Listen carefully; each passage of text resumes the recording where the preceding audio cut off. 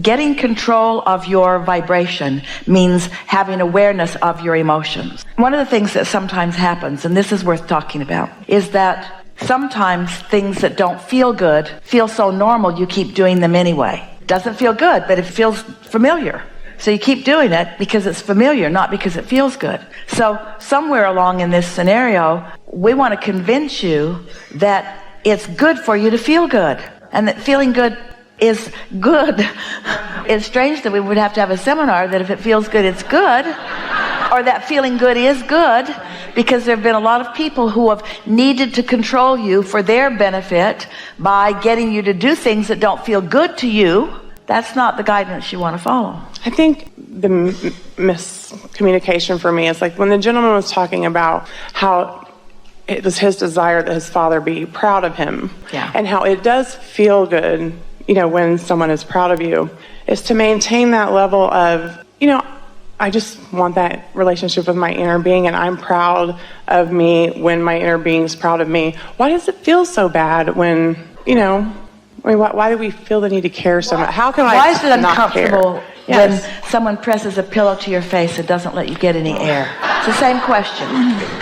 Why does it feel bad when I block myself off from the life-giving energy of Source? I guess it is why does it feel bad? Why does it feel comfortable, I guess is the word. Give a broader statement. Why does it feel comfortable? Why does it feel, when you say we do those things that we don't want to, but they seem to kind of happen out of habit because they're more comfortable? I don't know. Well, we know what you're getting at, because things that feel familiar, you continue to do them. So let's say that you've been trained, like most have in this environment, to pleasing others, because the others who want to be pleased are the ones training you. So it's logical that they would be looking out for their own best interests, and we're not pushing against that in any way. So let's say that you've been trained to please, and you've gotten pretty good at it. Well, there isn't anything wrong with wanting to uplift, and a lot of what others want, you want too. And you want on behalf of others too. So it becomes a little complicated in terms of where all the desires are coming from.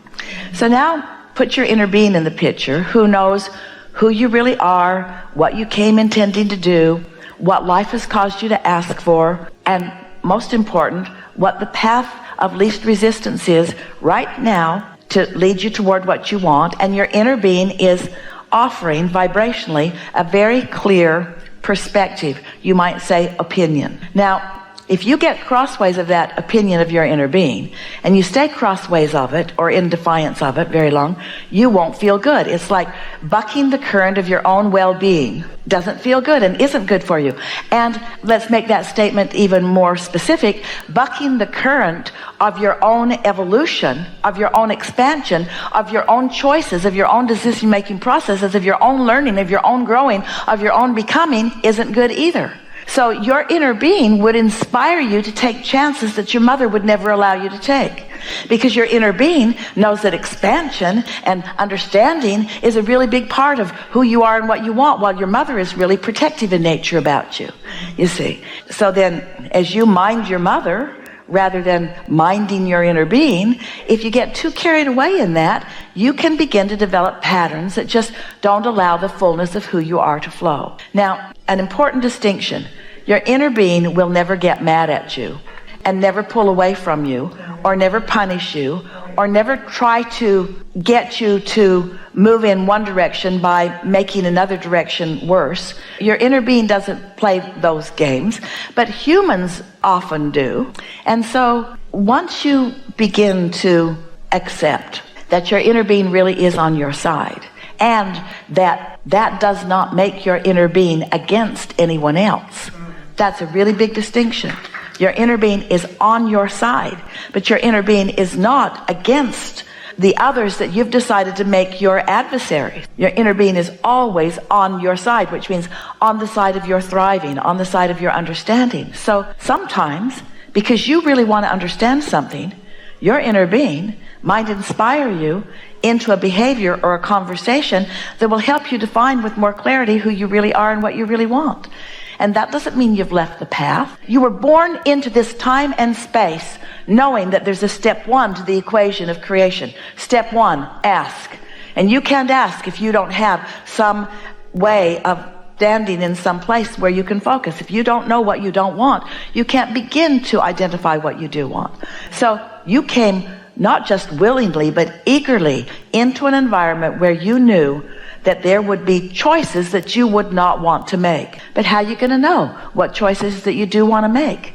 The most important, significant understanding from your inner being is your inner being always chooses love over anything that isn't. So if you are looking at someone or some experience or some situation where instead of feeling love, you feel anger or resentment, then while you have certainly the free will to do it, and how are you going to know what you want unless you do some of what you don't want? Your inner being does not go there with you. So the strongest proof that you could ever have about the love that is your inner being is how bad you feel when you move away from it. If that didn't exist and that weren't who you are, then when you deny it or defy it, you just feel normal. But you don't. You feel bad. We're almost on something. You're right at something important. Can you feel it about to pop? I don't know. I guess I'm taking in everything that you're saying, and I hear and resonate completely with what you're saying. I guess I just, when I found your teachings, became aware that I had a choice. I just, like you said, you do what your mom wants and things like that. Well, so to me, just having a choice was eye-opening enough, but then... And then having the discipline of focus to utilize the choice. Because thoughts are rampant around you. And lazy thought will take you into places you don't want to go. So how do you sharpen up your focus so that you aren't so lazy or lackadaisical in your thought? By caring about how you feel, by catching it in those early stages. And I guess the only other thing I really have a question about, before here, is about source. Like, I know we're extensions of source. I believe that source, I don't know if I'm asking, is source something other than our inner being? And if so, does source want worshipped by anyone? No. Oh, I know that sounds... Not any of that. Not any of that. Your inner being, because of law of attraction, is gathered together with many, many others. And that culmination of all of that, everyone who has ever been physically focused, and we're not saying that you have to be physically focused ever to be source, but we're saying everyone who has ever been physically focused, who has reemerged back into non-physical, is part of that source. And as they reemerge, they leave behind any resistance that they've picked up along their physical trail. So it's just this pure love and knowing and well-being. In the same way that our friend, we enjoyed the conversation so much, who wanted the approval of his father. Source does not need or want your approval. Source just loves and therefore approves.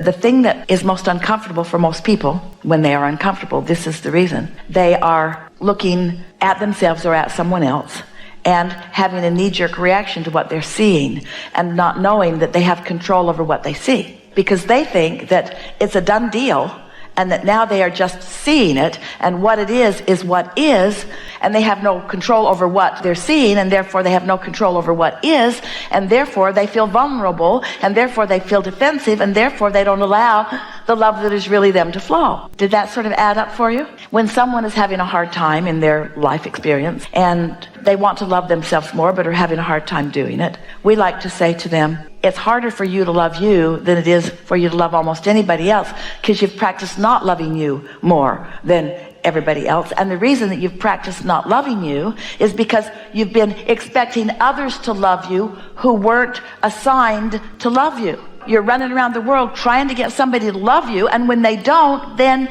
you take it really personal. And then you start looking for flaws in yourself, and you develop these patterns of feeling deficient or flawed, which your inner being feels just the opposite about you. And so the more you do that, the worse you feel. And the more you do that, the worse you feel. And the worse you feel, the more you do that. It's sort of that sort of cycle. So that's one of the reasons that you enjoy hooking up with what we know about you, because as you listen to us long enough, you begin to feel the resonance of it. Then you're in a position where you can begin to make some conscious choices. The choice really has to start with how you want to feel. So then we say to that person who wants to love themselves, it'd be a whole lot easier if you would just love. Just look for positive aspects out there. Don't try to find them in yourself. They're harder to find in yourself because you've got beliefs that are kind of in the way of that. So yourself is not usually your path of least resistance to find a loving feeling about yourself, because you know everything about you. You didn't make your bed, you didn't study for that test, you were mean to that person when you didn't mean to be, you knew you were mean to that person when you did mean to be. In other words, you know everything about yourself, and you've picked up all these rules and requirements from everywhere, and none of them even go together. They're all in conflict with each other, but you still take them all personally and try to do them all. You try to stand on your head in so many different ways to be approved of, when that appreciation and love, and if you want to call it approval, has been there for you every moment of every day. You just have to look in that direction, and you can't look in that direction and in that direction at the same time. For example, recently Esther was at an airport in another city waiting for her bag on the carousel, and she was starting to recognize bags going around, which meant they probably were not putting any more bags on the carousel, or that was her flawed conclusion. So she didn't like the feeling of that, because the things in her bag she brings with them because she wants them and needs them. And then her thought went to what would happen, and then she realized, because she hadn't deviated very far, and she had a conscious thought, I feel worried. And then she thought, I can't be worried and satisfied at the same time. Which am I going to choose? Because I'm standing here, what is, but I have a choice. The bag being there or not being there does not need to control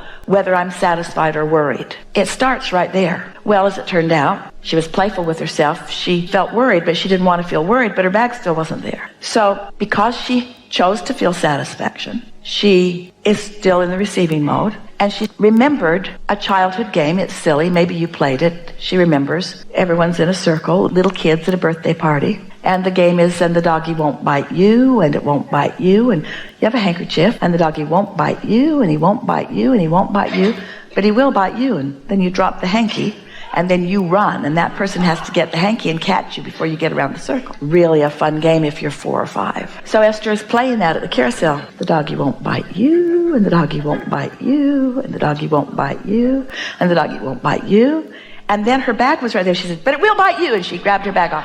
Now, we're not saying that she made the bag come. The bag was coming. We're just saying that she was feeling worried when she could feel satisfied, and she wanted to feel satisfied, and that's always the best choice. And even if the bag had not come, she could be satisfied, because she can figure things out, and because things are always working out for her. And sometimes something not working exactly the way you think you want it to opens doors so that there are more opportunities to have more fun with more people, and you actually have a more fulfilling, more satisfying experience than if everything had gone just the way you wanted it to go. But you got to stay in the receiving mode. So at the first sign of dissatisfaction, don't let yourself go there. And what you'll begin to notice is that, it's a cooperative universe, and the leverage, the attraction power that your inner being has instigated and continued to promote on your behalf is unfathomable to most humans' minds. You just can't even contemplate the bigness of the love and appreciation and knowledge that your inner being holds about your well-being. So as you begin to let yourself hang around in that vibration more, then you have way more fun, first of all, and you gain more confidence, and in that confidence comes bigger dreams and bigger creations and more opportunities for more fun. And by bigger, we don't mean as evaluated by humans. We mean more in terms of what means more to you. You're not ever not expanding. Your inner being is always expanding, and really a lot because of you. So choosing to be satisfied is like choosing to go in the direction of your expansion.